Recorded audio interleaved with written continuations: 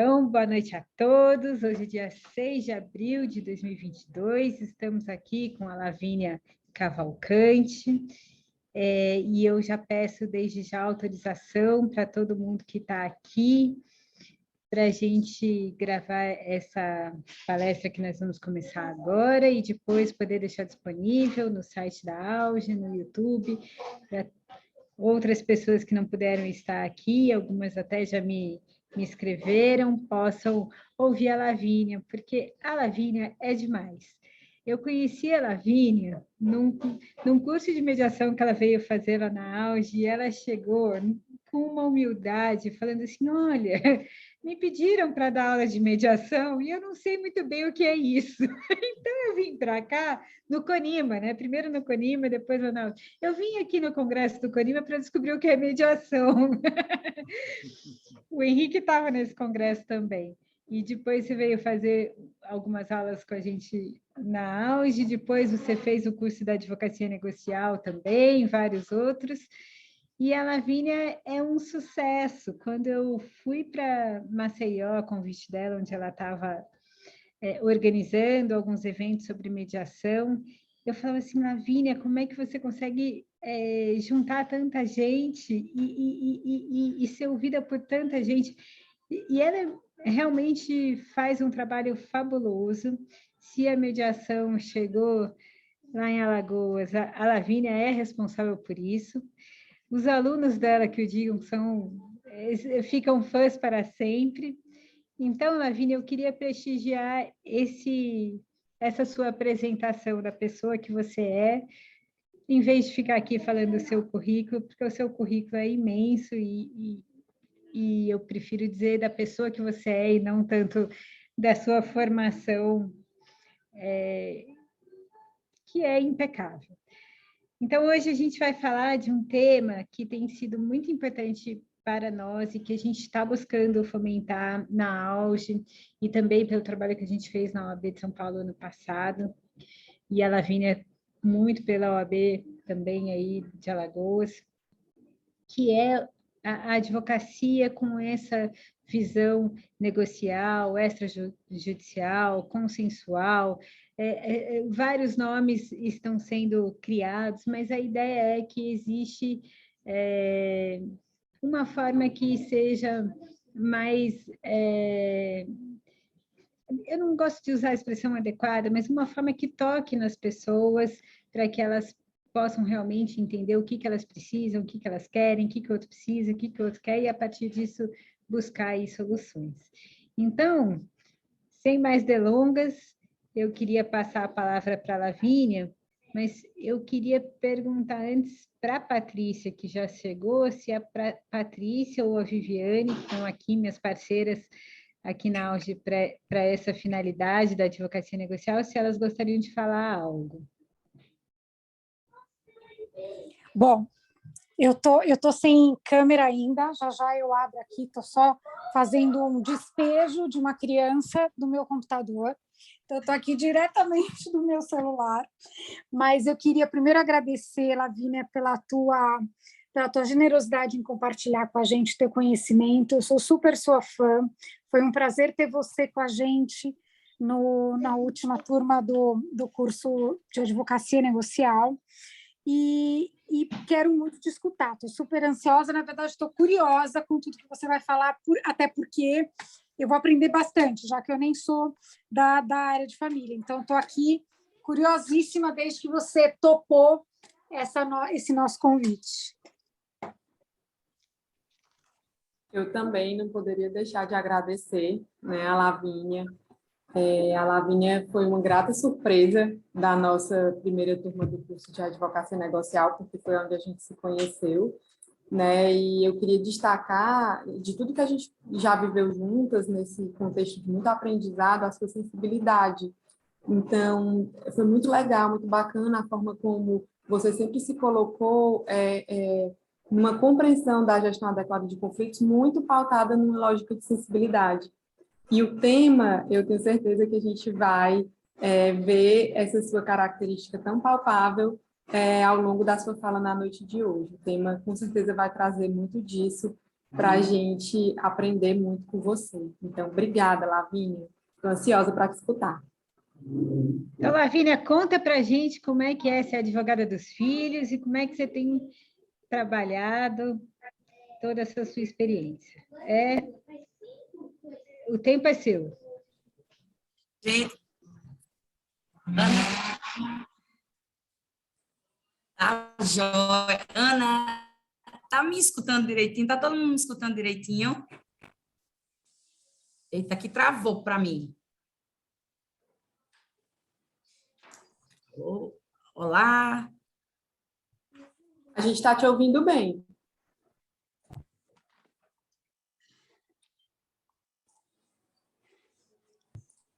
Agora você mutou o microfone, aí a gente não consegue mais ouvir. Pronto. Pronto, Então, perfeito. Então, me ouvindo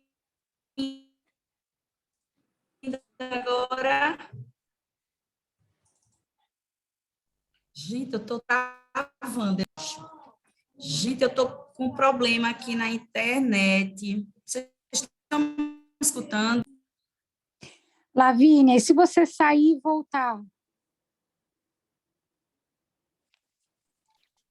Pronto, eu vou sair e voltar, porque eu não estou vendo vocês. Estou nem vendo mais. Não, faz isso, a gente está te esperando.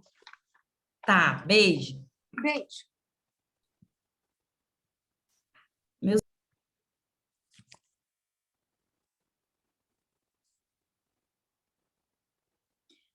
Meninas, eu estou saindo e logando por outro computador, tá bom?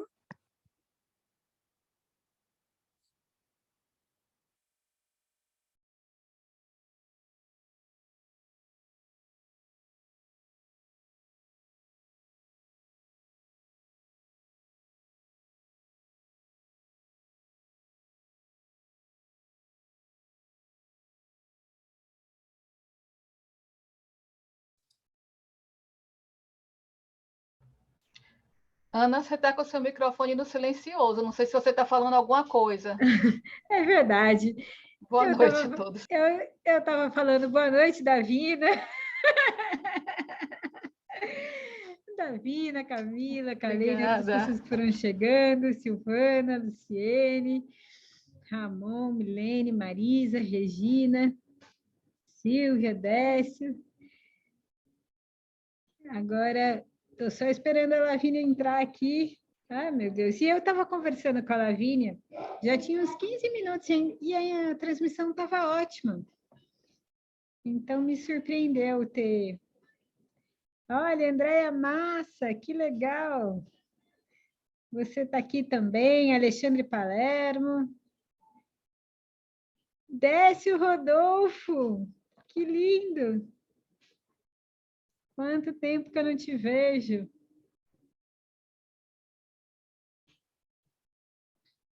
Lavínia chegando. Agora vai funcionar. Carla Gaspar. Nossa, gente, hoje é um dia de emoção. Muita gente que eu não via faz tempo. Pronto. Pronto, mudei de lugar, inclusive. Agora tá ótimo. Pode começar. Ótimo, gente, muito obrigada. Primeiramente, eu queria agradecer todas as palavras maravilhosas, né, das minhas mestras, da Patrícia, da Viviane, com quem eu aprendi muito, e principalmente da Ana, porque quando eu a conheci, em 2009, teve toda essa parte de humildade, mas, na verdade, era meio que desespero, né? Eu fui... Era uma humildade misturada com desespero, porque eu fui chamada para... eu passei num concurso como professora da Universidade Federal de Alagoas para Direito Civil. E, assim como muitos docentes iniciantes, eles não pegam apenas a disciplina para a qual eles passaram, a área de estudo deles.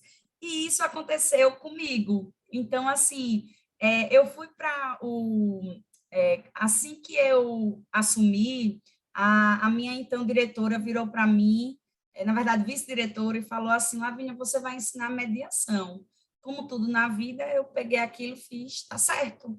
Se ela me perguntasse ali o que era mediação, eu não saberia. Então, eu saí para São Paulo, pesquisei no Google que tinha o evento do CONIMA.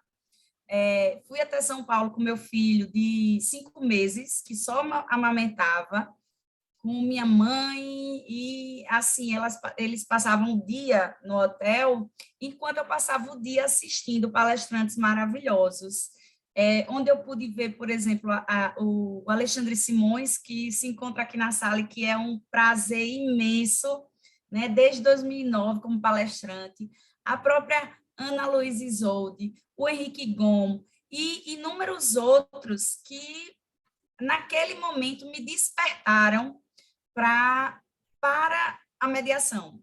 E, a partir daquele momento, realmente foi um caminho sem volta, eu não conseguia mais parar. Aqui eu não tinha acesso a muitos livros, então comprei vários livros no Congresso do CONIMA e venho estudando e desenvolvendo esses temas até hoje. Então, eu continuo estudando, continuo sendo uma aluna constante, veemente da AUGE, porque eu acredito que a AUGE e a Ana Luísa se tornou uma amiga, mas a AUGE e a Ana Luísa representam hoje, para mim, a AUGE, uma das melhores escolas de cursos e treinamentos no Brasil, de gestão de conflitos, gestão adequada de conflitos, mediação, negociação, e assim, gostaria de fazer todos os cursos. Infelizmente, não consigo, mas a pandemia teve suas coisas boas, suas vantagens, que foi a possibilidade de eu estar fazendo muitos cursos pela AUGE, coisa que antes ficava muito difícil e hoje se tornou uma realidade na minha vida. E esse projeto da Ana, de palestras gratuitas para difundir esses métodos adequados de solução de conflitos, ele é incrível. Eu tive a oportunidade de participar de vários cursos, sendo o último de advocacia negocial, e eu realmente recomendo a todos que participem do curso de advocacia negocial, porque eu não digo nem mais para os meus alunos, eu estou vendo muitos alunos aqui da UFAL, até se vocês puderem levantar a mãozinha para eu poder anotar o nome de vocês, mas assim, isso, estava vendo a Morgana, o Júlia, a Tainá, pronto, então, eu estava na dúvida se a Camila era ou não, mas estou vendo que não que não levantou a mãozinha. Mas, enfim, Luiz Roberto também, coisa boa, Luiz Roberto. A Calênia, Eles vão ganhar ponto positivo? Como é, Ana? Eles vão ganhar ponto positivo? Vai, por isso que eu estou anotando, deixando tudo certinho aqui. E o que é que acontece? Para mim, é uma honra imensa estar diante de uma plateia tão qualificada, tão maravilhosa, que eu admiro tanto. Então, assim, uma honra esse convite e uma honra estar aqui. O Ramon também Ramon? Também é aluno? Deve ser. Depois você coloca no chat, Ramon. Mas, enfim, eu preparei aqui uma apresentação para vocês de advocacia negocial, porque eu quero passar um pouco da minha experiência, inclusive um pouco da experiência do que eu consegui construir. Eita, Ana, tem como autorizar os meus slides que eu apresente? Eu acho que Pedro também. Tem como, Ana? Deixa eu ver se eu consigo agora. Consegui. Pronto.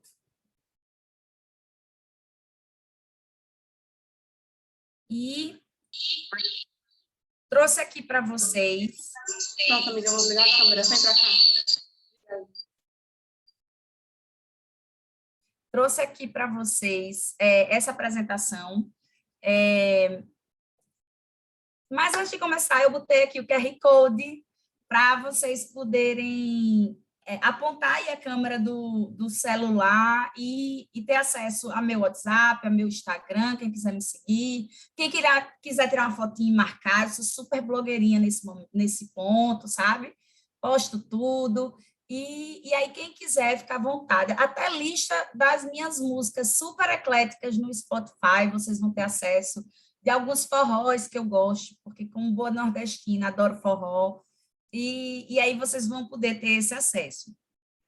Antes de começar, porém, eu quis fazer um contexto histórico, porque já que a gente vai falar sobre a advocacia negocial, que para mim é uma advocacia moderna, a gente precisa antes falar um pouco sobre como era a advocacia tradicional. A advocacia que existia quando eu comecei a advogar e antes de mim. Então, a gente tinha uma advocacia com profissionais muito rígidos, né? Que tem aquela mente apenas voltada e fixada em questões legais, extremamente formalista, positivista, litigante, né? E que normalmente, cuja advocacia, além de ser muito cara, normalmente, não gerava uma solução do conflito. Você pagava alguém, normalmente, para poder iniciar uma ação sem nem ter a percepção de que aquilo poderia piorar o conflito, ao invés de melhorar.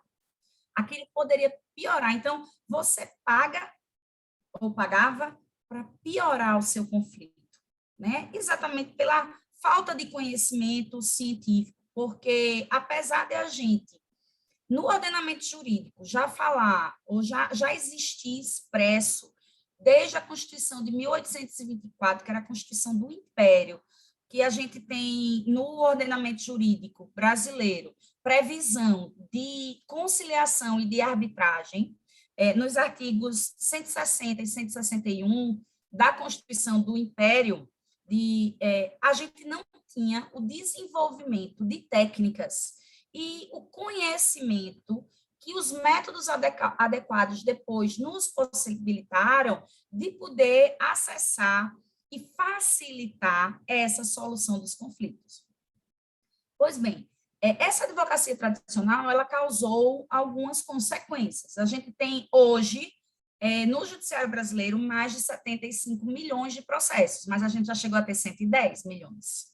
É muita coisa. Hoje, a gente tem ainda uma taxa de congestionamento do Poder Judiciário de 75%. Essa taxa de congestionamento, ela vem desde 2006.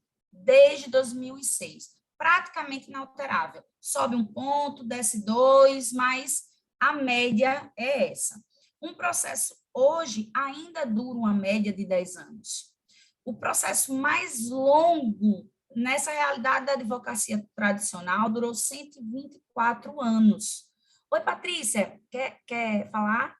Oi, minha linda, eu não queria te interromper, que estava tão bom, mas eu queria te dizer que os slides não estão passando, a gente está só na primeira página. E agora, o que é que eu faço? Peraí, deixa eu ver o que é que eu faço. Deixa de compartilhar e compartilha de novo, com ele aberto. Stop share. Pronto, para compartilhar de novo. Obrigada, viu, Flávio? O Flávio que alertou, obrigada. Coisa boa, porque...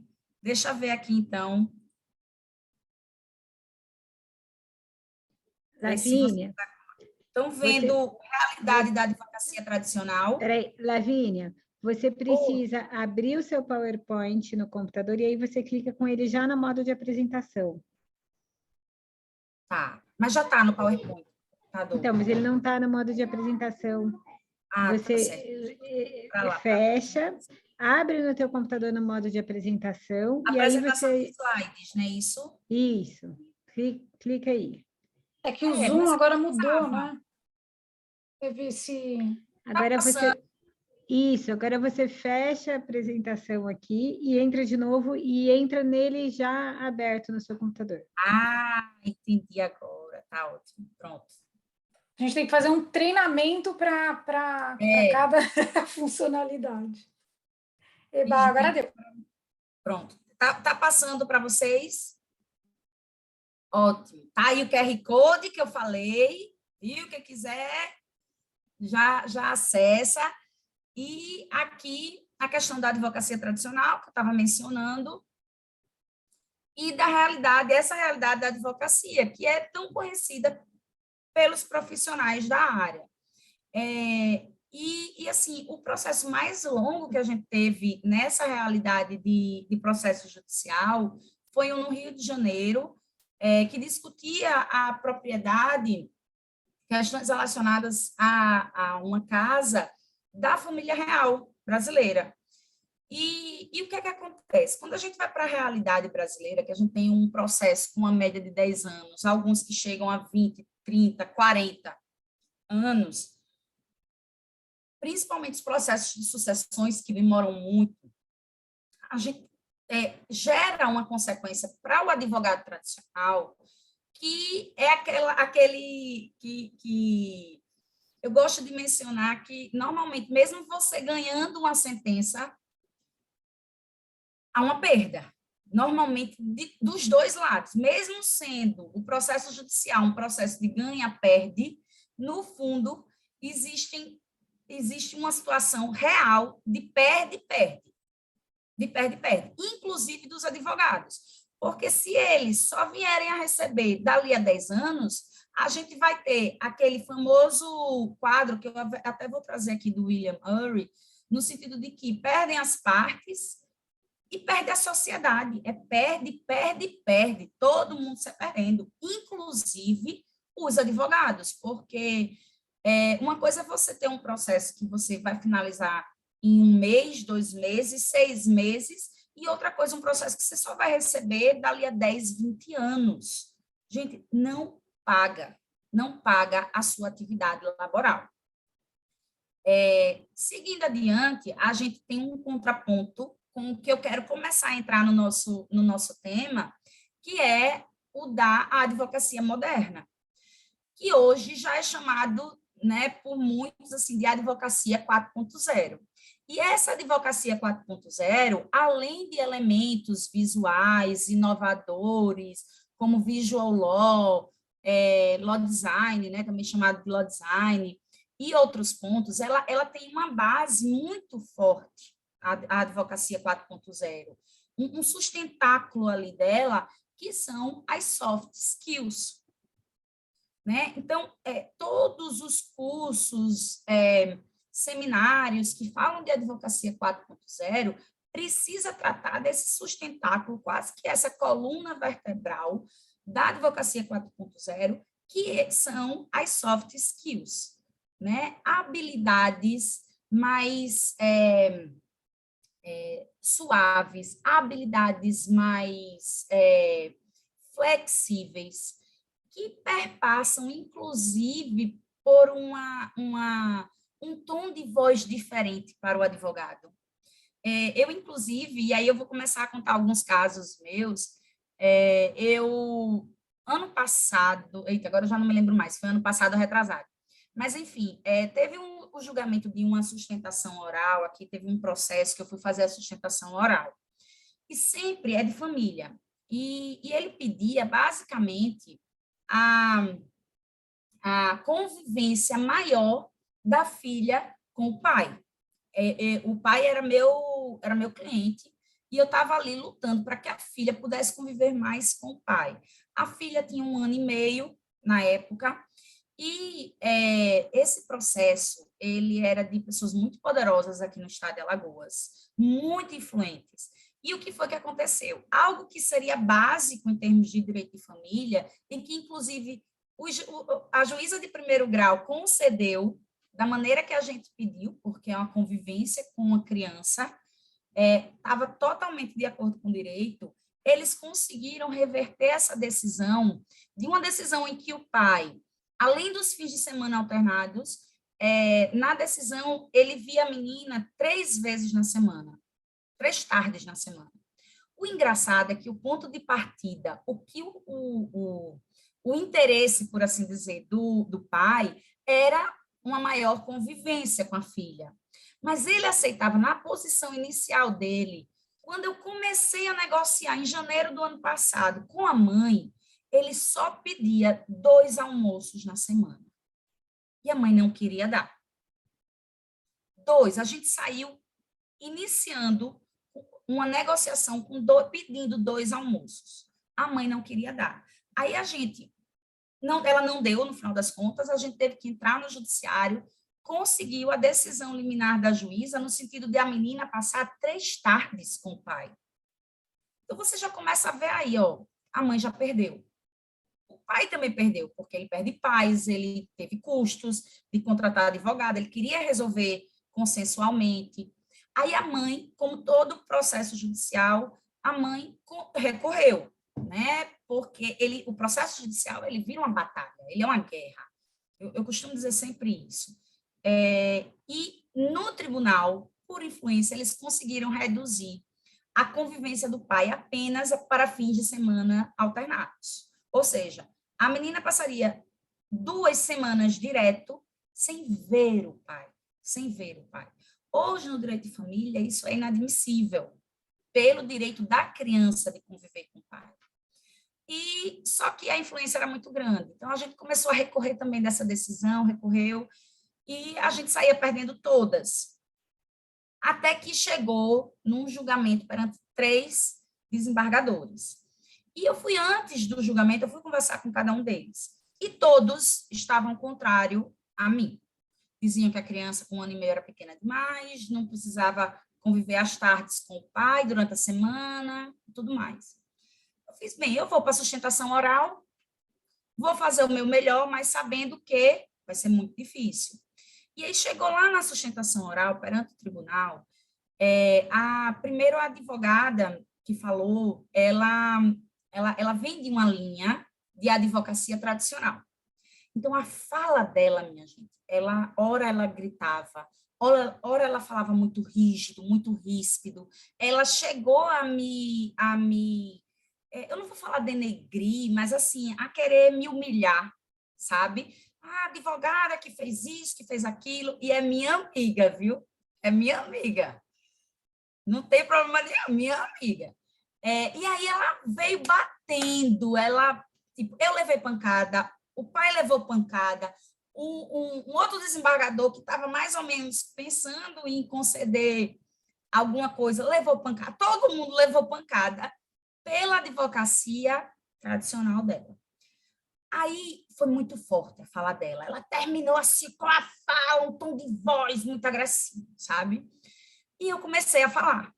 E eu utilizei, nesse momento, a gente não está aqui mais em termos negociais, mas eu utilizei soft skills. Desde o tom de voz, ao meu olhar, tudo, ele refletia um outro posicionamento. E aí eu falei, olha, na verdade, gostaria de parabenizar minha amiga, doutora fulana de tal. E aí esse tom de voz, leve, suave, e eu falei assim, mas na verdade eu não vou nem rebater o que ela falou. Não é minha intenção aqui rebater nada do que ela falou. Eu vim aqui para falar das crianças, da filha. Antes de eu falar qualquer coisa, eu quero primeiro que os senhores conheçam a menina. E aí eu comecei a falar da menina, o que é que ela gostava de comer, o que é que ela gostava de vestir, o que é que ela gostava de assistir, com quem ela parecia nos contos de fadas. Eu falei, ela parece a Branca de Neve. Então, assim, eu entrei numa outra vibe, por assim dizer, de soft skills. E, no final das contas, pessoal, os 3 que já tinham antecipado o voto para mim, negativo, os 3 votaram a meu favor.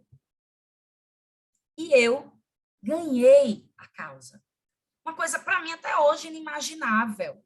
Inimaginável. Mas foi o quê? O uso de soft skills.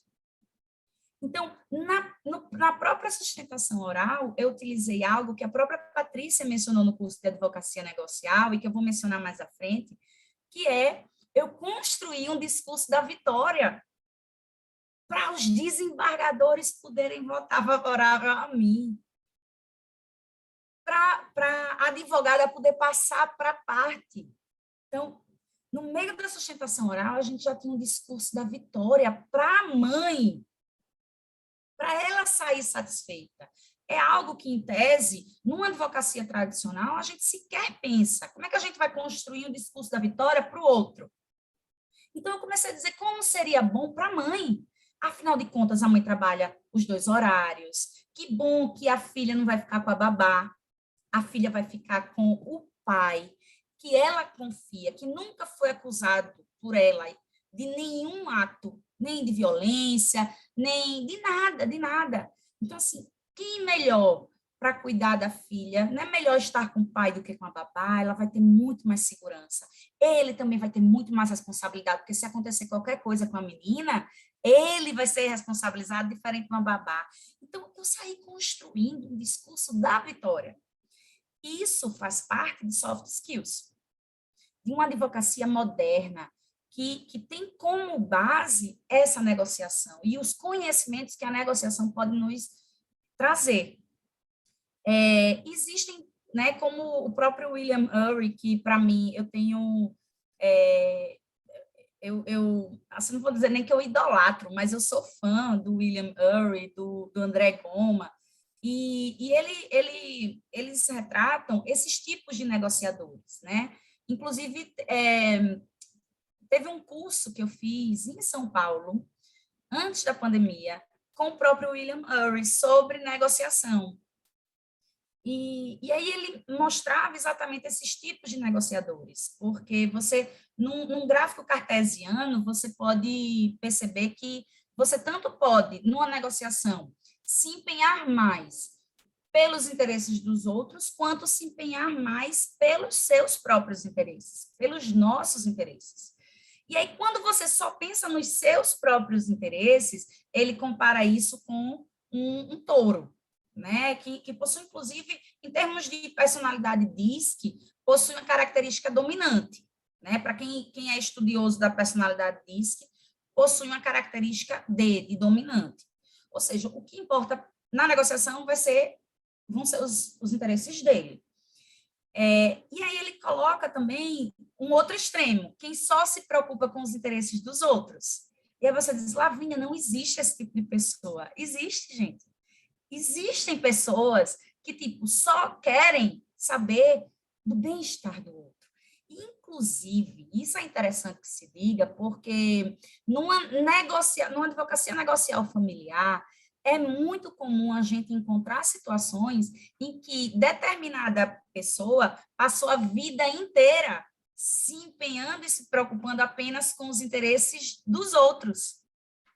Então, termina a gente chegando num padrão, numa advocacia negocial após o divórcio, que é muito difícil, porque a gente vai ter uma parte que vai estar ali muito preocupada com ele, e a outra muito preocupada com ele, assim, com o outro também. E quando você introduz um terceiro aqui como um negociador, um advogado negociador, que não vai querer que o seu cliente apenas pense nos interesses do outro, apenas, essa palavra é importante, apenas pense no do outro, você vai tentar ali, como advogado negociador, tentar um equilíbrio para uma satisfação a longo prazo do seu cliente.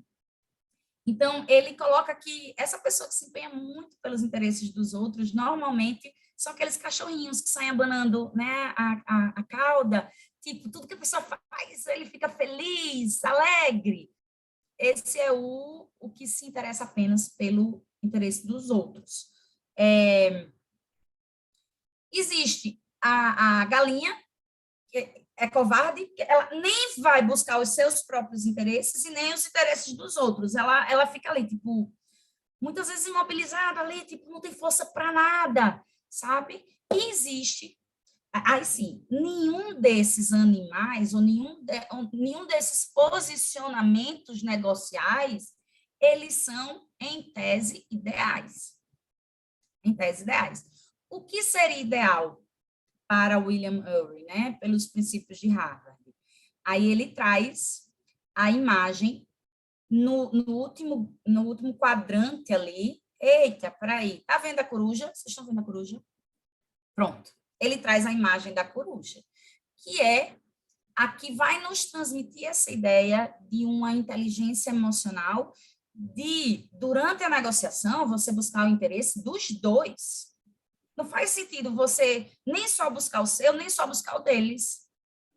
Então, a partir do momento que você tem essa inteligência emocional e busca o interesse de todos, contempla o interesse de todos e se empenha para isso, esse seria o negociador ideal, ou o advogado negociador ideal, né? E com isso, esse tipo de negociação, a gente chega naquele quadro que eu acabei de mencionar, que o William Ury menciona, né? Que é o ganha-ganha-ganha. O ganha interno, o ganha-ganha das partes e o ganha-ganha-ganha da sociedade inteira, inclusive dos advogados, inclusive de filhos, inclusive de pais, de sogros. Ou seja, você negociando, você consegue, inclusive, manter relações e convivências familiares que seria muito difícil se a gente já partisse direto para um processo judicial, né? Então, a advocacia negocial, ela vai permitir isso, porque como método autocompositivo, assim como a mediação, ela preserva relações. Ela vai fazer com que as pessoas realmente consigam viver em paz e pacificar melhor as pessoas e a sociedade. Pois bem, aí eu trouxe para vocês algumas áreas, mais na área de direito privado, mais na área que eu atuo, em que a gente realiza advocacia negocial com muita frequência. Então, a gente realiza advocacia negocial, mudou, em contratos, obrigações, responsabilidade civil. Inclusive, eu botei aqui, acho que eu botei direito médico, botei aqui no meio, direito médico. E é engraçado porque, assim, acontece, não sempre, mas às vezes acontece, por exemplo, de um cliente me procurar, um médico, por exemplo, e ele reconhecer que errou. Reconhecer. Então, ele vem para mim, me procura, para evitar uma demanda judicial. Uma demanda judicial que vai expor ele como médico, como pessoa. Mas ele diz assim, eu quero pagar os prejuízos que eu causei. Eu quero pagar. Vamos negociar para ver o que é melhor para eles e ver se a gente consegue chegar num acordo para não ter que ir para o judiciário. Então, eu procuro a vítima.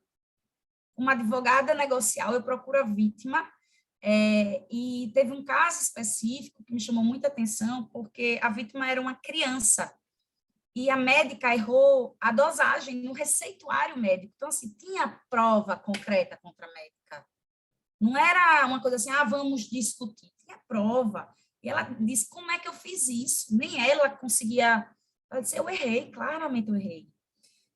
E a menina teve problemas neurológicos, mas ela não teve problemas neurológicos, ela teve problemas neurológicos temporários, ela não teve, tipo, para o resto da vida. E ela também não morreu. Então, assim, teve prejuízo porque teve que fazer tratamento, teve que consultar outros médicos e uma série de outras situações. E ela disse assim, eu quero pagar tudo isso. Eu quero pagar. E além de pagar tudo isso, eu também quero pagar dano moral. Como é que a gente faz? Aí eu chamei a vítima. Só que como ela era pequena, veio a mãe e o pai. Mas não veio só a mãe e o pai, veio a família inteira. Então, assim, o meu escritório, que é pequeno, 30 metros quadrados, ele é lindo nas fotos, mas ele é pequeno.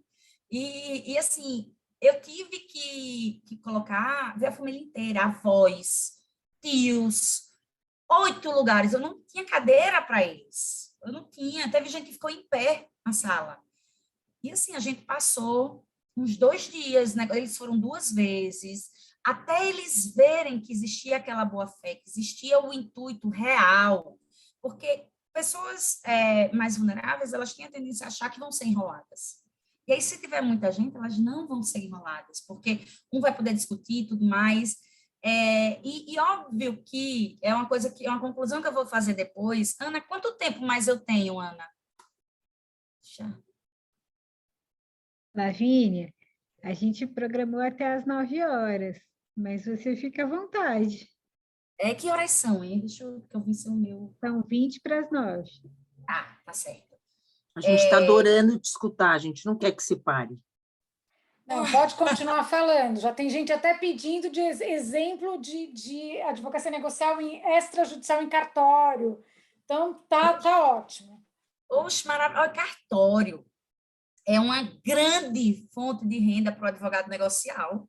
É uma grande área, porque dentro do cartório você pode fazer uma série de procedimentos, tanto o próprio divórcio, e aí, nesse caso, por exemplo, eu já fui advogada de 2 partes, ou seja, marido e mulher. Eu, advogada dos dois, os dois assinaram, eu já fui várias vezes. E é muito mais fácil você fazer isso, levar para um cartório sem filhos, lógico, tem alguns requisitos. Para o cartório ele já homologa lá, né? Nem homologa, mas assim, você já faz lá e já se divorcia, regulamentando tudo de partilha de bens, e a própria separação, mudança de nome. Uso capião extrajudicial que você pode fazer no cartório. Já me procurou um cliente que queria fazer uso capião. E aí eu perguntei, e ele disse, olha, todos os meus vizinhos concordam. Eu disse, que ótimo, que maravilha. Vamos só sentar com eles para confirmar esse consenso, porque também acontece assim, da pessoa dizer, tá tudo certo, e não tem nada certo. Você vai sentar com a outra pessoa, não tem nada certo. Quando não está certo ou precisa ser alinhado, é um momento maravilhoso da gente negociar, né? Porque não há um conflito, uma tensão entre as partes, um conflito maior. Você senta ali, você alinha e faz um uso capião extrajudicial dentro dos cartórios. Inclusive, não sei se vocês sabem, mas a mediação, ela já é autorizada para ser feita em cartórios. Aqui no estado de Alagoas mesmo, se autoriza a mediação nos cartórios. Então, assim, você chega lá, pode ter um mediador à sua disposição ou um advogado negocial à sua disposição. O cartório, ele pode indicar. Então, assim, gente, nas suas cidades, procurem um cartório para fazer parceria na advocacia negocial. É uma área uma área incrível. Aí você também pode, dentro do extrajudicial, fazer pactos antinupciais, mudança de regime de bens, tudo isso extrajudicialmente no cartório. Você não precisa nem ir para o judiciário.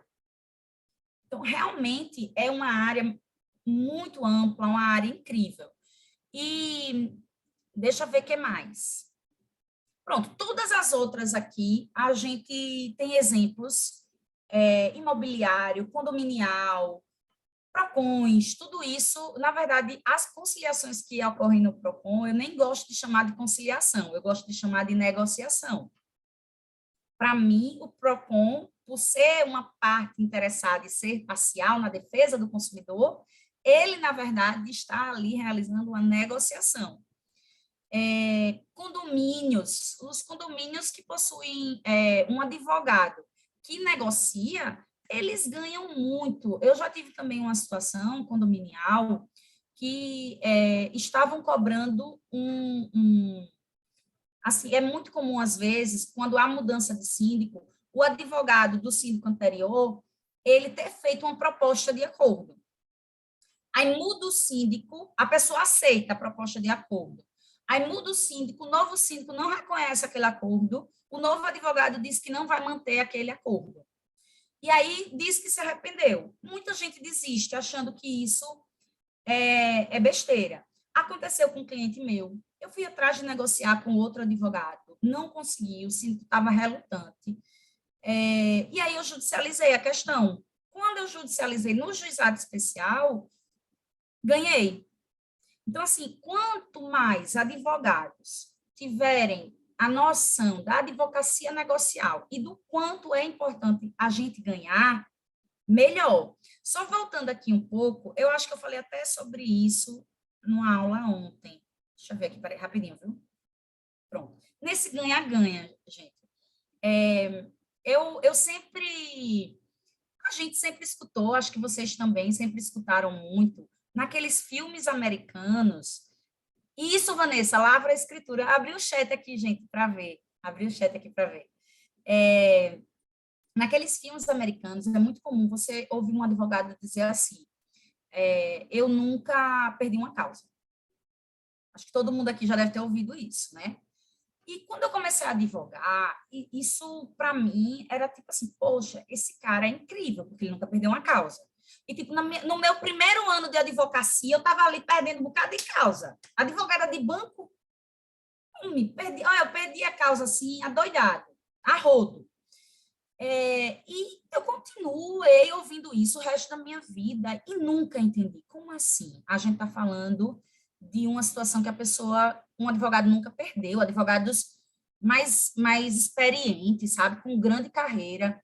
E até que tem uma série que se chama Suits, tá inclusive no Netflix. Eu só consegui assistir até a segunda temporada, depois eu cansei. Mas a primeira temporada, ela me respondeu essa dúvida que eu tinha. Como é que advogados experientes, com muitos anos de advocacia, conseguem não perder? Foi na sua aula, não foi, Mari? Foi. Conseguem não perder. Como?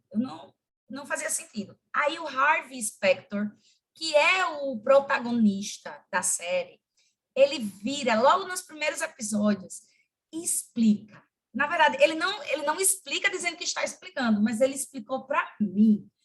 Finalmente eu entendi.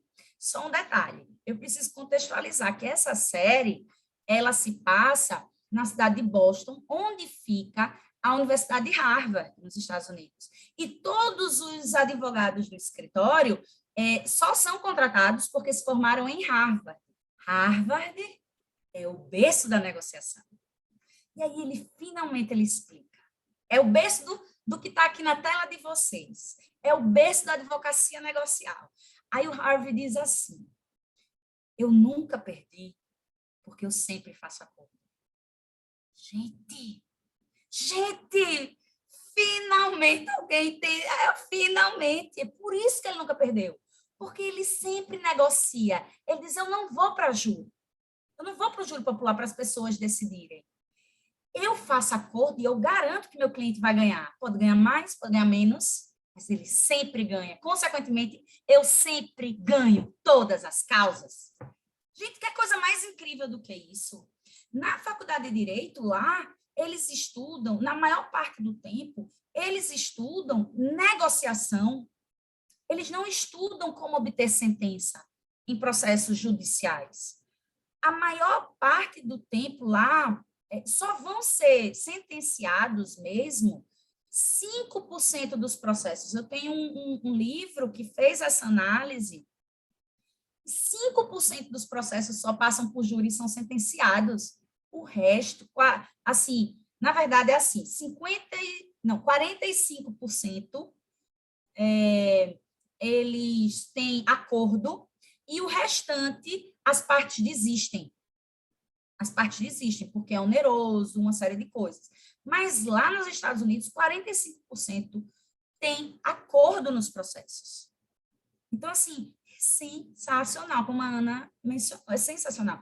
Isso eu digo para todos os meus alunos sempre, gente. Nada como a negociação para a gente poder ganhar numa advocacia negocial e numa advocacia no mundo hoje, certo? Só que, para a gente poder ganhar e conseguir atingir esse patamar do Harvey Specter, a gente tem alguns princípios da negociação de Harvard, né, que são muito bem explorados no curso que a Auge faz de advocacia negocial, e que eu vou falar apenas en passant aqui, só para aqueles que, de repente, alguns alunos que não tiveram contato ainda, que é o fato de a gente diferenciar a pessoa do problema. Então, a gente tem que ser gentil com as pessoas e tem que ser, vamos dizer assim, duro com o problema, certo? A gente não pode confundir as duas coisas. A gente tem que focar no problema, não nas pessoas. Descobrir interesses. Então, assim, a partir do momento que você começa a descobrir interesses, tudo muda. Tanto dos seus clientes numa advocacia negocial, quanto da outra parte. É muito importante. Gerar opções, não ficar com aquela mente fixa apenas numa saída, é a gente poder ter criatividade de pensar em várias opções e, por fim, utilização de critérios objetivos, seja a lei, seja valor de mercado, mas que não dependa da subjetividade de opiniões valorativas das pessoas, certo? Pois bem, deixa eu ver aqui, seguir adiante, porque meu tempo está acabando, eu tenho muita coisa ainda. Mas eu vou terminar no tempo. Pois bem, aqui eu queria também só pontuar algumas questões que são levantadas nesse âmbito da advocacia negocial no processo de divórcio, tá? Hoje, se divorciar já é um direito unilateral. Você simplesmente, se a parte não quiser lhe dar o divórcio, você pode pedir ao juiz que decrete o divórcio, sem nem ouvir a outra parte. É o que antes se chamava de divórcio unilateral, e até que se entendeu que se divorciar é um direito potestativo. Então, se você está diante de uma situação, por exemplo, eu hoje tenho um processo que a mulher não aceita se divorciar do marido, ela não quer. E o processo estava 4 anos sem o homem conseguir se divorciar, e ele querendo casar de novo, né, querendo ter a liberdade, com esse interesse de ter liberdade. Quando a gente faz na advocacia negocial, a gente consegue entender que que nessa situação, o nosso cliente, se fosse a mulher, a gente poderia colocar isso para ela, poderia evitar um processo judicial nesse sentido, porque a gente diria assim, olha, tudo bem, você pode até não aceitar, mas se for para o judiciário, o juiz vai autorizar em coisa de 10 dias, você vai estar divorciado dele. Então, será que vale a pena? Você faz essa pergunta, será que vale a pena ir para o judiciário por uma coisa que... isso você é advogado, não estou falando de mediador não, viu, gente? Mas, assim, você é advogado da parte, você levar ela a essa reflexão, será que vai valer a pena a gente entrar num litígio judicial, mesmo você sem esse direito agora, sabendo que você, em poucos dias, você pode estar divorciada?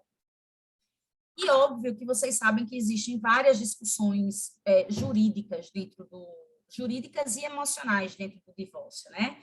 A gente tem discussão de pensão alimentícia, de guarda, de convivência, de partilha de bens, isso tudo no mesmo processo. Alienação parental, a gente vira um bolo. É uma confusão incrível um processo de divórcio litigioso, porque entra tudo que você imaginar. Por exemplo, entra até questão de como o pai troca a fralda do filho no processo judicial. Porque ele demorou 2 horas para trocar a fralda do filho menor, do filho pequeno. Isso é um absurdo. Aí eu ter que protocolar, como advogada do pai, eu ter que protocolar que a Sociedade Brasileira de Pediatria, que a gente tem que ir atrás dessas fontes, ela determina que a troca de fralda deve ser feita a cada 3 horas. Gente, a gente está ali brigando por posições que, na verdade, só vão fazer o processo andar. E a gente sabe, né, pelo conhecimento negocial e de mediação e de gestão adequada de conflitos, que, no fundo, todas essas discussões, elas possuem aquelas questões de fundo que são denominadas de interesses. Os interesses são o motivo pelo qual as pessoas realmente estão nesse conflito, o que elas realmente querem. E muito mais do que posição, que é o que elas dizem querer, a gente está atrás de entender esse interesse oculto. O que é que está ali por trás de tudo?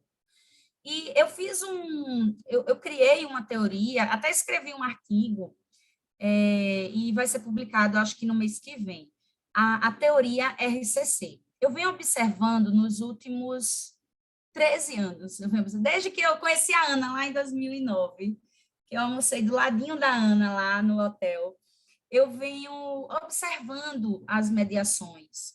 E como supervisora, inclusive, de cursos credenciados de mediação judicial, a gente pode perceber muitas mediações. E uma das coisas que eu percebi nessa dinâmica é que é muito constante a descoberta de 3 tipos de interesses, que eu denominei teoria RCC. Essa teoria RCC, obrigada, Luiz Roberto. Essa teoria RCC, ela diz respeito a os 3 maiores interesses que eu descobri que as pessoas querem. O R é para respeito, o primeiro C, comunicação, e o segundo C, convivência. A ordem não é importante. Esses três interesses que eu coloco como quase que constantes nas mediações que eu observei, o que é que eu percebo, na verdade? Que, de fato, existem muitos interesses, que quem vai descobrir, no caso concreto, é apenas ou o negociador ou o mediador, né? Ou a outra parte que tem essa gestão adequada de conflitos. Respeito, comunicação e convivência, exatamente. Pois é, Ana, tem mais um C, tem mais um R. Eu já pensei em botar RC ao quadrado, mas, assim, esses são constantes, sabe? São muito constantes. Eu percebo muito claramente, assim, e fico muito chocada de ver, porque, no fim das contas, pode ser que você não encontre os 3 no mesmo conflito, pode ser que encontre 10 ao invés de 3, pode ser que só encontre um deles, mas é muito constante você encontrar pelo menos um. E eu denomino nessa teoria que ela seria um tripé, porque, diferentemente de um monopé, que naqueles equipamentos fotográficos, o monopé ele não tem tanta estabilidade numa relação. Então, assim, normalmente, quando você tem, e aí eu faço essa correlação, tenta imaginar aí uma relação saudável que você tem na sua vida. Qual é a relação saudável que você tem? Pensou nela? Pensa se você tem o tripé. Respeito, comunicação e convivência. Tem? Na sua relação saudável, pode ser com sua mãe, com seu pai. Se você tem esse tripé, que também muitas vezes tem o C, né, Ana? E muitas vezes tem o reconhecimento, o R. Se você tem esse tripé, você tem normalmente uma relação saudável. Porque, no fundo, se você também confia, você se comunica. Quando você não confia mais, parou. Corta a comunicação também, né? Se existe o respeito, existe comunicação saudável, existe confiança, existe convivência. Então, assim, eles são interesses muito constantes, independentemente, isso é engraçado de se ver, do tipo de relação. Ela pode ser uma relação familiar, ela pode ser escolar, ela pode ser trabalhista, ela pode ser empresarial. Né? Se você, Patrícia, que trabalha muito com empresarial, vê 2 empresas negociando, existe entre elas uma relação saudável e normalmente vai existir esse tripé. A gente pode até botar o R2RC ao quadrado, né? Com a confiança. Então, esses elementos são indispensáveis numa relação saudável. Então, o que é que eu vejo chegar no Poder Judiciário, em conflitos que vão, inclusive, extrajudiciais, é quando há a perda, ou quando se quer pelo menos um desses interesses. Porque aí o tripé, quando um cai, o tripé ele balança ali. Ele ainda pode continuar de pé. Ele ainda pode ser reconstruído. Lógico, vai precisar de muita vontade, de muita dedicação, mas aquele tripé pode voltar. Quando ele quebra, a relação ainda existe. Né? Ela não foi cortada de vez. E é por isso que ela chega nesse nível de conflito, porque as pessoas estão ali pedindo aquele interesse. Elas estão ansiosas por aquilo de novo, né? Por viver aquela relação saudável novamente. E óbvio que isso não vai restringir, não deve restringir ou ser qualquer tipo de comodismo para quem esteja aprendendo. Eu criei essa teoria, na verdade, para alunos poderem perceber que nem todos os conflitos se resumem a interesse financeiro. E que, na verdade, o interesse financeiro, ele, muito mais do que qualquer coisa, ele é superficial. E, na verdade, na maioria dos casos, vai existir sim interesse financeiro? Vai. Mas o que vai realmente satisfazer as pessoas é se esses outros interesses estiverem satisfeitos, que são interesses mais profundos. Aí eu gosto de fazer algumas analogias, tá? Como eu sou de praia, da Barra de São Miguel, minha família é da Barra de São Miguel aqui de Alagoas, eu gosto de... A gente tem aqueles interesses que colocam posições e interesses no iceberg, né? Bem, aqui nem frio tem no Nordeste. Em Maceió, nem frio tem. 27 graus a temperatura média o ano todo. Algumas vezes é 30 e pouco, 40 graus no verão.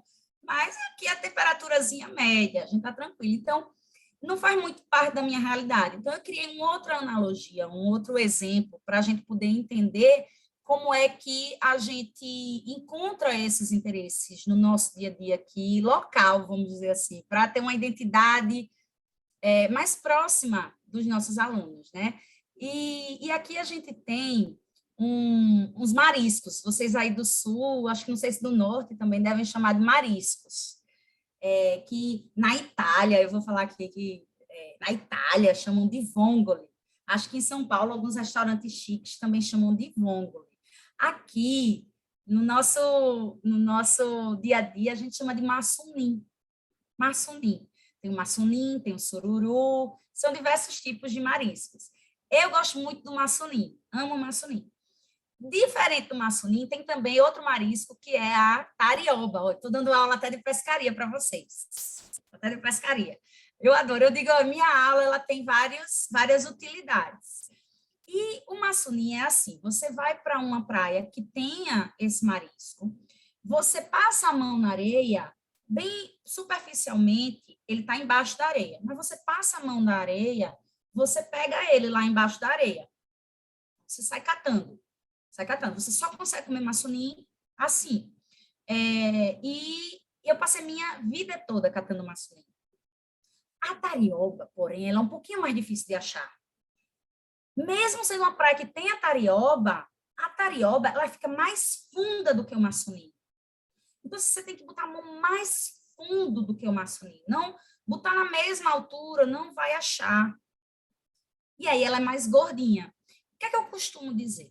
Que o interesse financeiro, normalmente, ele se configura quando você está passeando na praia e vê aquela conchinha que está aberta ali na praia. E você pega com a mão, você vê o interesse financeiro. É fácil, você pega ele com a mão. É diferente do massunim. No massunim, você já tem que botar a mão na areia. E você nunca sabe o que você vai encontrar, onde vai encontrar. Então, você tem que procurar. Então, você já começa a ter que, entre aspas, mergulhar um pouco mais para descobrir esses interesses. A taioba é couve em Minas Gerais. Couve? Nossa, couve-flor. Nunca ouvi falar. Olha, Cristina, estou aprendendo também, minha filha. Já vou anotar. Taioba é couve. Taioba é couve. Olha, nunca que eu soubesse. Ah, não, é verdura não, mulher. É uma proteína, viu? Tarioba é uma proteína. Sabe onde vocês vão achar? Restaurante japonês. Tem sopa de tarioba. Não sei se vocês já comeram. Sopa de tarioba, restaurante japonês. E aí, o que acontece? A tarioba você tem que mergulhar mais ainda. É muito mais difícil de encontrar. Então, quando eu estou falando de interesse financeiro, eu estou ali na superfície. E quando eu estou falando de uma teoria RCC, eu já estou diante de um massunim, de uma tarioba, em que eu vou ter mais trabalho para poder achar, mas que vai ser mais satisfatória, até porque a gente come, fica mais feliz. Uma concha vazia, ela não é tão satisfatória. Você não consegue se deliciar como você consegue com uma massunizada. um macarrão ao vongole, você não consegue. Então, assim, é muito importante, e aí voltando um pouco para o nosso exemplo do iceberg, na verdade, a partir do momento que você coloca uma roupa de mergulhador e você mergulha ali para baixo, ou você vai pescar um peixe aqui, que você precisa de um arpão para pescar um peixe, ali você está procurando interesses. E são interesses que não são restritos ao RCC. Aí, para eu poder finalizar, eu vou contar esses 2 casos que a advocacia negocial ela foi extremamente importante, os conhecimentos de advocacia negocial, porque tem muito mais coisas para eu falar, mas eu iria passar muito do tempo, mas que a advocacia negocial ela foi essencial, ela foi a razão pela qual se conseguiu a satisfação das partes, através dessa descoberta, que foi o primeiro caso foi de uma mãe que chegou dizendo que o pai, ele pagou, durante 10 anos, ele estava pagando pensão alimentícia. E nesses 10 anos, ele nunca reclamou. E que nos últimos 3 meses, ele deixou de pagar a pensão alimentícia.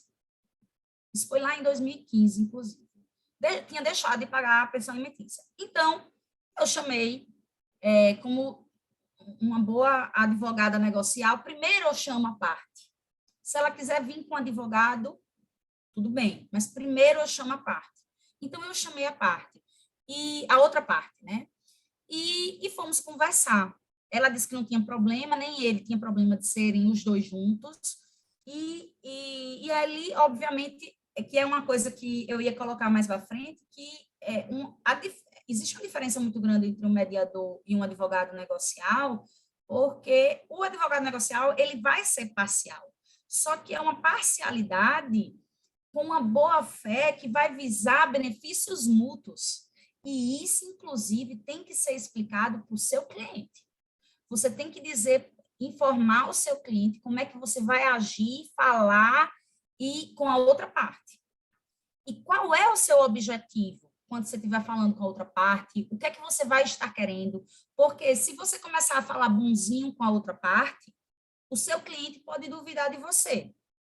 Diz assim, você está tão bonzinho com ele, então, quer ser cliente dele? Já solta uma dessa.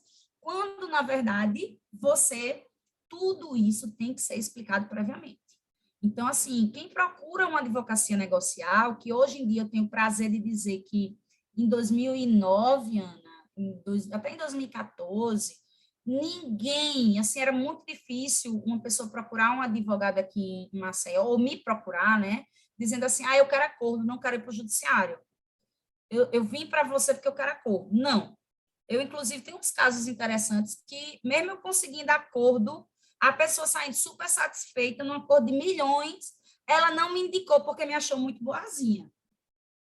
Se eu resolvi sua vida, que poderia durar 20 anos, resolvi, e você não me indica, mulher, melhore com a sua advogada, sabe? Ela, então eu vou lhe indicar. Mas, assim, existia um preconceito muito grande e hoje eu tenho a grata alegria de receber no meu escritório muitos clientes que, na verdade, vêm até mim porque não querem ir para o judiciário. Lavínia, eu vim porque eu soube que você faz acordos, que você privilegia o acordo e evita ir para o judiciário. Eu digo, é isso mesmo que eu faço. Né? A gente só vai para o judiciário se não tiver alternativa nenhuma, porque a opção a gente sai criando uma série de opções. E aí ela chegou para mim, eu chamei ele e como advogada dela, e ele foi, sem advogado, inclusive. E uma das primeiras coisas que precisa ser construído nesse momento é a confiança. Ele precisa confiar em você, mesmo você sendo o advogado da outra parte. Ele precisa entender, você sabe as etapas da mediação, a gente tem que cumprir todinhas as etapas da mediação. A gente tem que fazer um rapport com a outra parte. A gente tem que acolher, né? A gente tem que fazer a apresentação. A gente tem que fazer a escuta. A gente tem que fazer resumo que contemple ele, né? Tem que parafrasear, tudo isso tem que estar... aquelas etapas da mediação eu uso na advocacia negocial, na negociação com a outra parte. E aí tudo isso foi feito, a confiança foi construída, e a gente chegou num ponto em que eu não conseguia mais descobrir o interesse dele, porque ele passou 1h30, 2 horas, praticamente, me dizendo assim, eu não tenho como dar mais de alimentos, eu não tenho como dar mais de alimentos, e, na verdade, eu quero reduzir os alimentos. O que eu pagava, eu não posso mais pagar, e, além disso, os 3 últimos meses que eu paguei, eu não vou pagar nada. Eu não tenho condições, porque teve uma crise, e naquela época, aquela crise econômica, próxima do impeachment, teve uma crise, eu não estou tendo trabalho, não estou tendo dinheiro, não consigo. 2 horas, falando só isso. E eu ali tentando descobrir interesse, sem conseguir, sabe? Várias perguntas, e ele era bem enfático. Até que chegou num ponto que ele fez assim, eu, inclusive, além de não poder mais dar o que eu dou há 10 anos, eu, inclusive, vou pedir o DNA.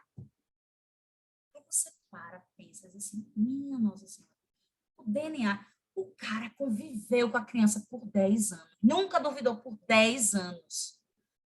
Não, obviamente, tem um interesse oculto que ele não está querendo falar na frente da ex-mulher, da mãe do menino. Então, vamos lá, fiz um cálculo, uma reunião individual, e pedi, repara só como isso precisa ter uma confiança muito grande da sua cliente. Pedi para minha cliente sair. Minha cliente sai da sala, confiante em mim. E aí eu começo a conversar com ele, eu e ele, para tentar descobrir os interesses ocultos dele, porque, na minha ideia, eu só iria ter um acordo satisfatório se ele estivesse contemplado, se eu descobrisse o interesse dele. Senão, não, a gente ia continuar ali barganhando posições totalmente desnecessárias. E aí, nesse momento, eu descobri tudo, minha gente. Nesse momento, eu descobri tudo. Qual é a história? Resumindo, né? Quando o menino nasceu, desde que o menino nasceu, ele era louco pelo menino. Diferente de outros casos, o menino dormia com ele ainda bebê, com meses de idade. A mãe já permitia. E o menino passava o fim de semana, bebê, o judiciário não queria permitir, a mãe permitia. O bebê ficava com o pai o fim de semana inteiro. E aí, quando chegou nessa... e isso aconteceu por 10 anos, o menino convivendo, amando o pai, o menino era louco pelo pai, e o pai pelo menino.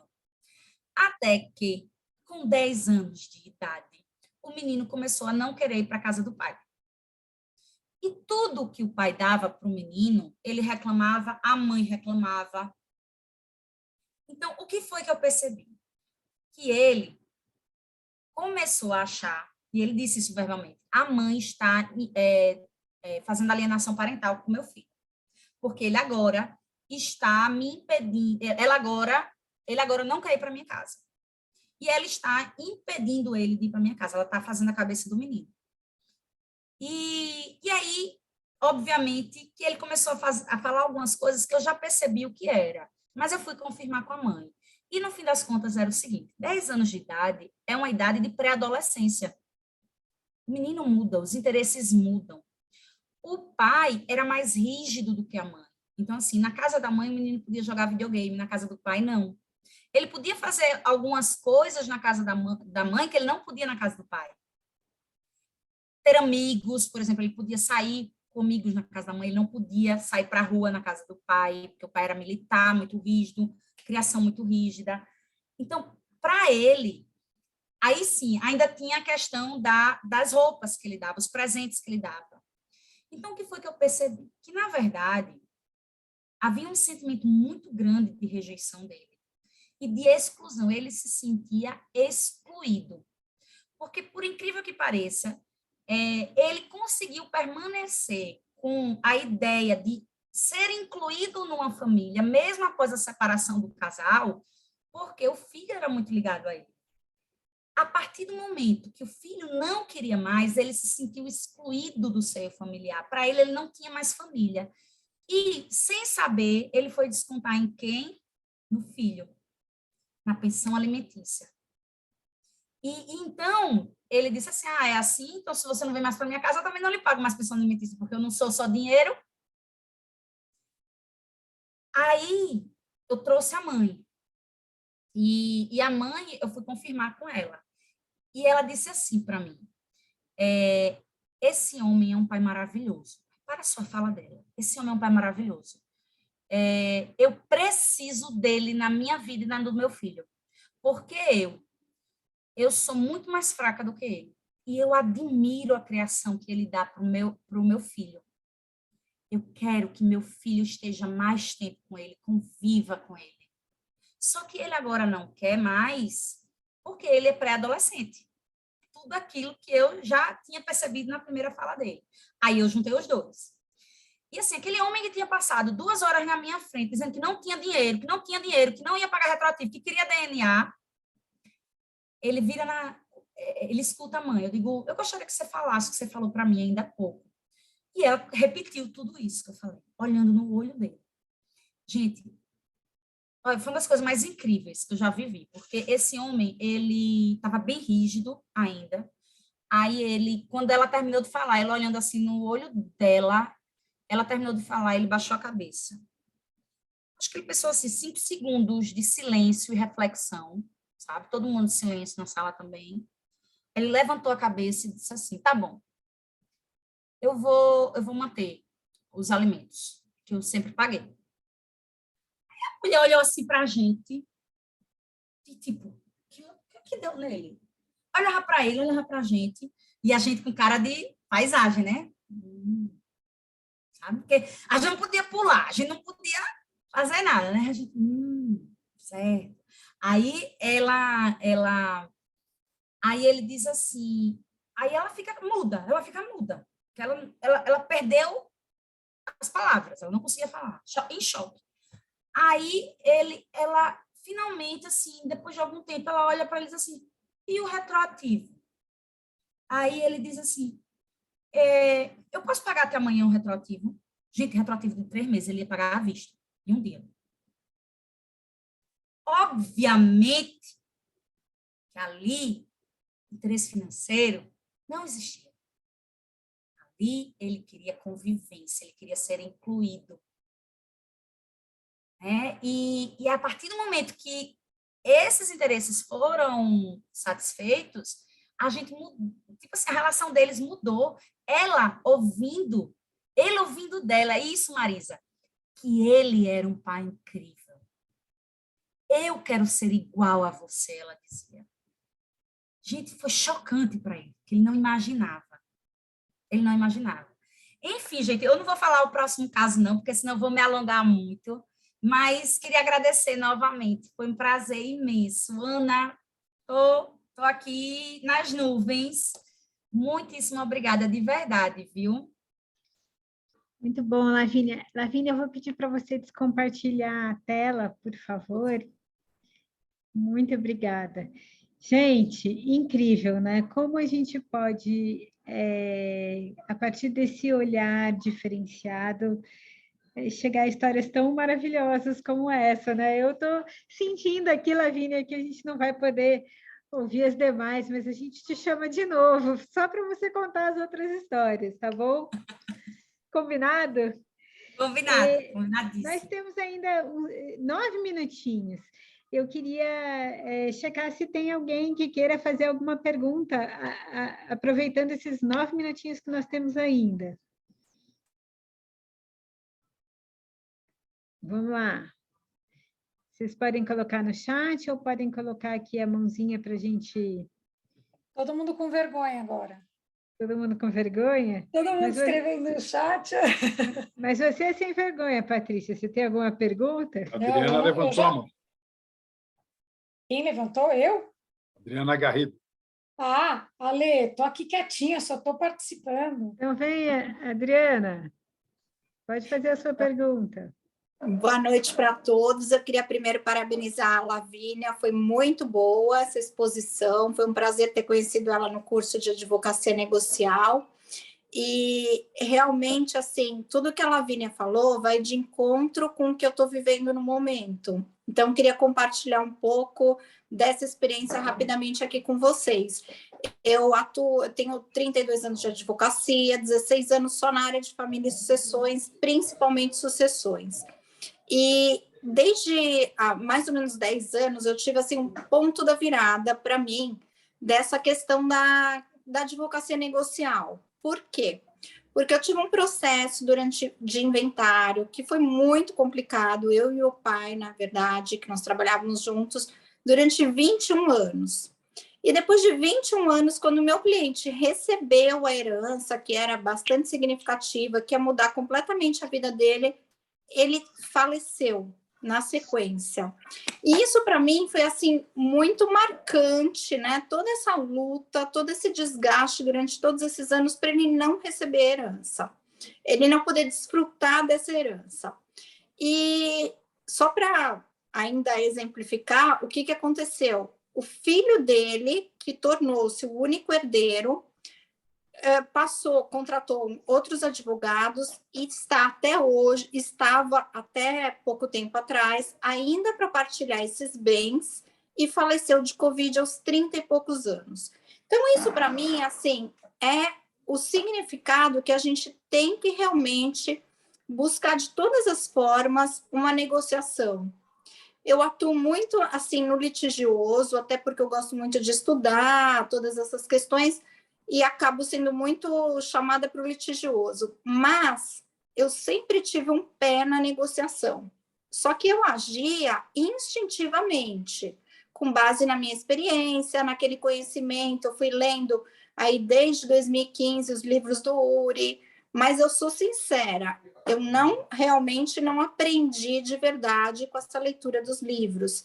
E do ano passado para cá, quando eu fui fazer o Desvendando Harvard e o curso de advocacia negocial, foi uma virada assim total. Então eu comecei a realmente entender. Eu reli os livros, alguns eu já tinha lido, li outros, e mudou completamente, porque eu comecei a montar um esquema e aplicar tudo isso, principalmente nos processos de inventário. E eu vi uma diferença assim radical, muito grande. Então, assim, por exemplo, essa semana eu estou treinando uma cliente para como ela agir dentro do como chegar ao sim com você mesmo e o não positivo, para elas poder se comportar perante as outras herdeiras, porque ela nunca soube dizer não, ela nunca soube se impor. Então, eu estou fazendo todo esse trabalho que, para mim, é assim, muito, muito enriquecedor, porque eu estou trabalhando não apenas numa questão judicial, mas num engrandecimento, num crescimento pessoal dessas pessoas. Então, isso para mim é muito gratificante, assim, não tem preço. E o que eu, assim, aprendi com tudo isso, né, com a advocacia negocial, com esse curso Desvendando Harvard, agora estou aí no Aprofundando Harvard, que eu estou amando, estou super animada. O que eu aprendi muito, assim, essa questão da escuta ativa, da gente mapear os interesses, a BATNA, criar as opções, usar os critérios objetivos. E essa estratégia, se prepare, se prepare, se prepare, tem, assim, me ajudado muito. Então, no momento, eu estou com alguns processos de inventário que são bem complexos, que os clientes dizem, você nunca vai conseguir chegar a um acordo, e eu estou dizendo assim para os clientes, a gente consegue negociar até com um sequestrador, então eu vou conseguir chegar. E eu estou tentando usar toda essa estratégia, tudo isso, estou criando tudo para poder ter uma solução nisso. Então, assim, eu acho que tudo isso que a Lavínia falou vai de encontro a essa minha nova experiência, que tem sido super enriquecedora. E eu acho que esse é o futuro da advocacia. A gente tem que continuar estudando toda a doutrina, toda a jurisprudência, tem que estar atualizado, tem que saber agir aí no litigioso, porque tem casos que não tem como, mas mesmo no litigioso, a gente tem que trabalhar o tempo todo essa questão negocial, advocacia negocial. Esse é o futuro. E queria principalmente falar para a Ana, para toda a equipe da Auge, que o trabalho aí que vocês fazem é maravilhoso e que super importante para a gente. Nossa, obrigada, Adriana. Ai, Eu falei que eu não ia chorar, né? Mas, puxa vida, é tão Adriana foi recompensador. contratada pela Auge para falar. Eu juro que não foi combinado. Juro! Não tô Eu querendo estou feliz, porque como ela faz parte do nosso grupo, viu, Lavinha? A gente tem um grupo desse Aprofundando Harvard, e ela faz parte do nosso grupo, e a gente vai se apresentar semana que vem, então a gente já ganhou. Aê! Já passamos de ano, né, Lu? Eu Já juro que não estamos foi aprovadas. combinado. Não, mas eu vou tumultuar um pouco, vou reiterar, porque é verdade isso que ela falou. Acho que todo mundo que está aqui, né? A gente está vendo tantas caras conhecidas e a gente é muito grato e feliz por tudo esses ensinamentos que a Ana, que você, Lavinha, trouxe para a gente, que o Alê Simões está aqui, que está sempre com a gente, o Zé, a Patrícia, enfim, todo mundo, a Croco, que é muito legal. E a gente vai crescendo profissionalmente e a Ana chora. Olha lá, atenção, a Ana chora. Mas é que, cara, é isso que sobra para a gente. É uma satisfação de estar alterando a vida nossa e principalmente das pessoas que nos rodeiam, né? Lu, você está arrasando também, não é porque você é do meu grupo, aqui, supere o não, tá? Esse grupo vencedor, tá? Que a gente vai superar todos os nãos. Mas, bom, agradecendo aí, tá uma rasgação de seda, mas eu queria agradecer a Lavínia, queria agradecer ao depoimento da Adri e o teu, Lu, porque é super gratificante. Eu acho que a gente realmente tem uma coisa muito em comum, todos que estão aqui. A gente tem o propósito de ser a mudança que a gente quer ver no mundo. Pode ser uma frase super feita, mas é essa a nossa ideia. Por isso que é gostoso, por isso que é divertido. Por isso que a gente faz reunião às 10 da noite, por isso que a gente faz encontro à noite da aula, à noite e amanhã de manhã. Enfim, essa é a nossa proposta, né? E a gente troca, acho que, sobretudo, a gente está sempre trocando, né? A gente está sempre aprendendo e trocando e mudando e pensando diferente, mesmo quando a gente diverge. Então, é muito bom, é muito bacana. E a Ana chora, a Ana continua chorando, que eu acho, Gente, hoje eu mas quase chorei choro de também. emoção, porque eu fico numa alegria quando eu vejo que isso funciona e que mais pessoas podem tomar contato com isso. Então, assim, se cada um que está aqui contar isso para mais uma, duas, três pessoas, olha como isso vai ganhando força. E eu acho que é esse o movimento que nós temos tentado fazer. Eu sei que eu não estou sozinha nesse movimento, mas quanto mais gente vier, melhor. E isso é realmente para mim um choro de emoção, de alegria, de felicidade, de ver que, poxa, como a gente pode, de fato, encontrar esse lugar de satisfação, satisfação profissional, satisfação na família, né? Como é diferente você ter um divórcio que passa por um processo assim. Então, realmente um outro jeito de olhar para o mundo. Gente, infelizmente nosso tempo acabou e eu queria deixar aqui minha imensa gratidão para todos que estão aqui, especialmente para a Lavínia, que nos brindou com sua experiência, que eu adorei te ouvir, Lavínia. Eu te acompanho há muito tempo e realmente a forma como você trouxe do seu dia a dia, do seu cotidiano, os casos que você atendeu, isso é muito gostoso de escutar. E queria agradecer aos seus alunos que estão aqui também, que eu vi que tem vários, e super bacana que eles estão aqui, porque eles reconhecem isso também em você. E deixar também um convite para as nossas próximas palestras que a gente está organizando aí, que então nós temos no dia 12 de abril a Lara Sellen, que vai falar sobre a advocacia negocial relacionada com a gestão dos escritórios, com o mercado da advocacia, e ela é uma pessoa super renomada, uma profissional muito competente. No dia 18 de abril, a gente vai ter o Mediação em Curso com o Zé Mangini, com relatos de casos de mediação na prática. E no dia 19, o Renato Moreira Leite, que vai falar sobre dados LGPD e também essa advocacia global com viés negocial. Então, a gente está querendo agradar os advogados, está querendo agradar os mediadores, os negociadores, as pessoas comuns também. A gente quer levar essa ideia para todo mundo, para quem puder. Então, Essas lives estão sendo colocadas no site da Auge, no YouTube. Se vocês puderem divulgar também para outras pessoas depois, é muito gratificante para a gente ter esse feedback que a gente recebeu hoje aqui. Obrigada, viu? Obrigada mesmo.